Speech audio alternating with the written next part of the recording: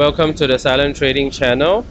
Today I'll be analyzing the gold chart on Friday the 13th of March to see whether right now or right on today whether the week is going to close as a bullish or a bearish candle, right?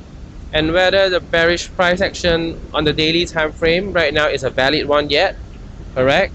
Because why? Because the daily time frame has already produced a bearish price action and has already validated its own bearish price action by pushing down and then breaking support, right?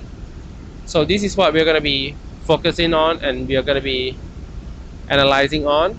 But before you guys watch, please subscribe, like, comment and share if you like this video and to support me in my trading journal. So today I'll start by analyzing first on the daily time frame. The daily time frame shows us that yesterday, right? I'll say that before yesterday, right?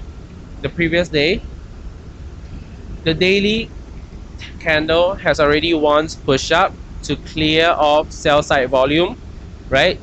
Taking out sell side volume, or I'll call it pressuring and clearing off sell side volume by this candle wick over here, you see.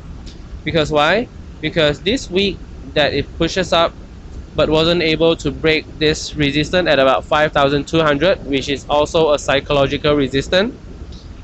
This candle being unable to break this psychological resistance indicates that what?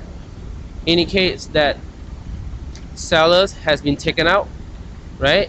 Sellers has been taken out and then buyers start coming in. And once we know that buyers start coming in, is when the price or the candle start pulling back hard. And if it start pulling back too hard, right, and then at the next candle, the next daily candle push up but wasn't able to break past previous candle week, this is the real indicator that shows us and is telling us that price is not going to break, price is not going to expand upwards further, right? Why?